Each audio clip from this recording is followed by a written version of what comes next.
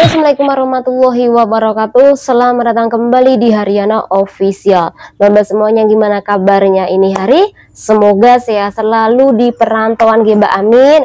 Moga-moga sampai semuanya terhindar dari mara bahaya. Semoga dipermudah segala urusan sampean Mbak, amin ya. Nah mbak-mbak semuanya, kali ini ada pembahasan kasus temen nih kita. Kemudian nanti bagaimana menurut sudut pandang sampean. Kemudian yang kedua adalah pembahasan tentang masalah COVID atau virus di negara Hong Kong. Dan di sini ada informasi buat kawan-kawan semuanya mengenai virus ini. Semoga bermanfaat dan kita bahas satu persatu.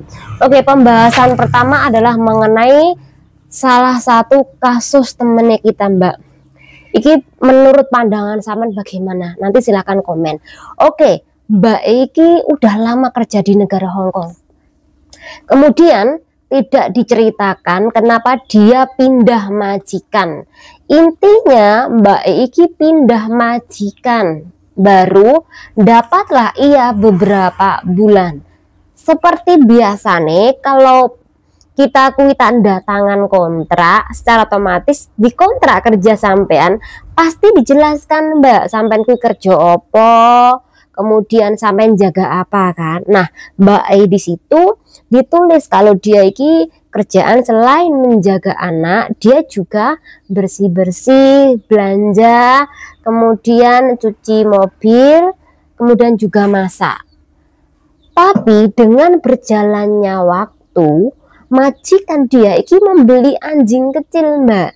Membeli anjing kecil, secara otomatis dia iki kan tambah kerjaan ya Mbak, yaitu selain bersih-bersih, masak, cuci mobil tadi, kemudian belanja, iki juga cuci mobil, juga jaga anjing.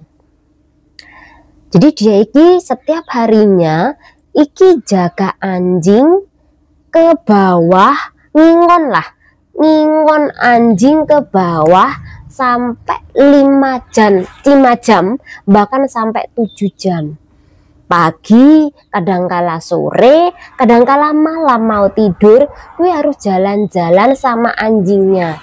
Mungkin dari kondisi dia iki sudah agak gergeten karena tidak ada tertulis di dalam kontrak kerja, tiba-tiba di tengah jalan majikan membeli anjing walaupun cuma satu. Oke, dia masih bisa menerimanya Mbak, tapi tiba-tiba majikan dia itu juga meminta Mbak selain bawa anjing milik majikannya jalan-jalan ke bawah ke taman, ketemu sama anjing-anjing lainnya, iki ternyata majikan juga meminta si PRT-nya iki juga ngingon anjing tetangganya. Jadi tetangganya dia iki ada anjing tapi tidak ada CC, sehingga untuk membawa keluar jalan-jalan, majikan Mbak Iki meminta bantuan Mbak Iki untuk membawa anjing tetangganya jalan-jalan. Nah, tetangganya ini juga sekaligus teman dari majikannya. Jadi secara otomatis Mbak Iki kalau jalan-jalan dengan anjing dia, iki juga membawa anjing temen majikan nih. Jadi sekali dia jalan-jalan bawalah 2 anjing Mbak. Pertama milik majikannya, yang satu milik temennya. Dan itu tidak hanya sejam 2 jam dalam satu hari, tetapi sampai 5 jam bahkan 7 jam. Pagi, siang, bahkan malam, iki rutin bawa anjing jalan-jalan Mbak. Setelah dia kerja capek semuanya ready, barulah dia bawa anjing. Nah, ini yang membuat Mbak yang tadinya memaafkan dalam situasi cuman anjing satu, tiba-tiba Mbak Iki tidak bisa mengontrol emosi. Akhirnya dari kejadian ini dia meminta Mbak gaji lebih. Jadi awalnya gajinya dia ini standar 4.990, tapi karena dia jaga anjing 2 yang tidak tertera di kontrak kerja dan juga anjingnya milik temennya majikan, dia pengen nih majikan nambah gaji dia. Nggak tahu berapa, intinya ada tambahan gaji ketika jaga anjing 2 tadi kan kawan. Mbak semuanya, bagaimana menurut pandangan sampean di dalam kondisi ini? Setuju nggak sih salah satu temennya kita kui minta tambahan gaji ketika dia iki jaga 2 anjing. Pertama, anjing milik majikannya yang tidak tertera di dalam kontrak kerja, kemudian anjing tetangganya sekaligus anjing milik temene majikannya. Jadi 2 anjing yang ia bawa jalan-jalan. Apakah Anda setuju ketika Mbak Ekwi meminta tambahan gaji? Yang tadinya gaji standar, dia minta gaji yang lebih. Apakah Anda setuju? Silahkan komentar. Dan saat ini kondisi nih Mbak E mengalami pemutusan kontrak kerja ketika meminta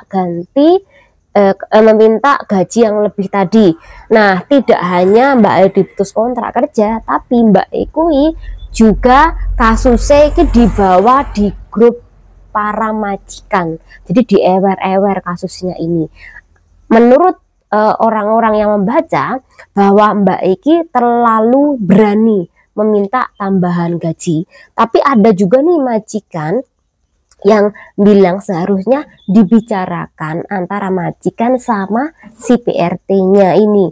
Jadi bicara baik-baik, menyelesaikan masalah tanpa harus ada pemutusan kontrak kerja. Ada juga nih majikan bahwa cece-nya kui tidak berhak membawa anjing milik temennya jalan-jalan, apalagi sampai dititipkan kepada cece yang jelas-jelas bukan PRT-nya. Nah, menurut pandangan kan kawan, di dalam kasus ini bagaimana, silahkan komen. Tapi intinya dengan adanya kasus ini yang harus kawan-kawan ingat, ketika kawan-kawan dapat tambahan kerja yang tidak tertera dalam kontrak kerja awalnya, sebenarnya itu bukan menjadi tanggung jawab sampean Mbak. Jadi contoh nih ya, sampean seharusnya dalam kontrak kerja tidak ada mobil, tapi kenyataannya majikan memiliki mobil ataupun anjing, secara otomatis sampean itu sebenarnya tidak memiliki tanggung jawab untuk cuci mobil ataupun membawa anjing keluar karena tidak tertera di dalam kontrak kerja. Anda khusus jaga anak, ya anak bersih-bersih, masak, kemudian antar anak sekolah, pokoknya yang sesuai dengan kontrak kerja. Tapi kalau tidak sesuai berarti itu bukan menjadi tanggung jawab Anda. Tetapi yang jadi masalah Mbak Ikwi ya cukup berani untuk meminta tambahan gaji. Seharusnya dia ngomong permasalahan job dia yang salah itu aja tanpa harus meminta tambahan gaji. Tapi kalau seandainya Mbak Ikwi membahas tentang masalah job majikannya yang salah, tapi akhirnya Mbak Ikwi diputus kontrak oleh majikannya, maka Mbak Ikwi bisa melaporkan perkara ini ke imigrasi dan juga ke labor departemen. Itu bisa dikasuskan juga Mbak, walaupun majikan nggak sampai dituntut ke denda, tapi dengan adanya kasus ini udah menjadi satu poin bahwa majikan kuwi melanggar aturan di kontrak kerja Anda. Nah, ini pembahasan yang pertama. Kita membahas tentang masalah virus di negara Hong Kong. Jadi hari Sabtu kemarin kita udah membahas ya masalah virus, bahwa sekarang diwajibkan bagi anak jagaan Anda kalau sekolah kuwi dicek suhu tubuhnya sebelum dia masuk ke dalam kelas. Silakan tanya kepada majikan Anda, benar apa enggaknya ini. Nah, aku pengen tahu kan kawan, benar enggak sih banyak nih sekolah-sekolah yang mewajibkan muridnya ini untuk memakai masker. Nah, kalau kan kawan keadaan anak Anda memakai masker di sekolah, silakan komen. Tapi kalau ada nih sekolah yang tidak melarang anak jaga Anda tidak memakai masker, silakan komen. Sekarang aku juga pengen tanya, sejak adanya isu masalah virus ini di sekitaran Hong Kong, apakah majikan sampean kui biasa aja menanggapi, atau majikan Anda kui semacam trauma sehingga Kui menekan Anda untuk memakai masker ketika belanja, ketika libur, bahkan ketika Anda selesai belanja, selesai liburan, semua baju, semua sepatu harus disemprot. Apakah majikan Anda ada yang seperti itu? Silakan komentar, Mbak. Karena saat ini dianggap virus itu datang kembali dan dianggap virus ini juga mematikan. Karena kalau kondisi tubuh pasien iki kondisinya menurun, maka iki bisa mematikan. Walaupun virusnya sederhana, tapi tergantung dari kondisi tubuh pasien itu. Tapi kalau kondisi tubuh pasien itu menurun, iki bisa nyawa melayang, Mbak. Jadi sekali lagi, iki saran saya Mbak-mbak semuanya untuk jaga kesehatan di negara manapun Anda bekerja.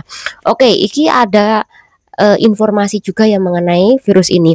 Jadi Mbak-mbak, setahun yang lalu kita kan kedatangan COVID-19 ya di negara Hong Kong, dan dampak dari COVID ini kita diwajibkan untuk menjaga jarak, masker, dan juga wajib vaksin kan. Nah, ketika kita wajib vaksin, ada nih setelah divaksin dia iki sampai meninggal dunia, Mbak. Bahkan ada juga ketika setelah vaksin iki ada cedera di bagian tubuh sampai lumpuh, Mbak. Bahkan ada juga nih setelah vaksin iki menimbulkan penyakit-penyakit baru di dalam tubuh manusia itu. Dan iki terjadi tidak hanya di kalangan warga lokal, tapi juga mbak-mbak Indo.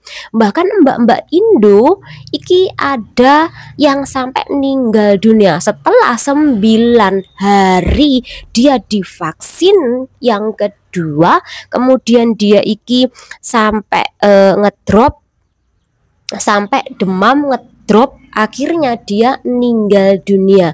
Iki TKW Indo sing umure 44 tahun, Mbak.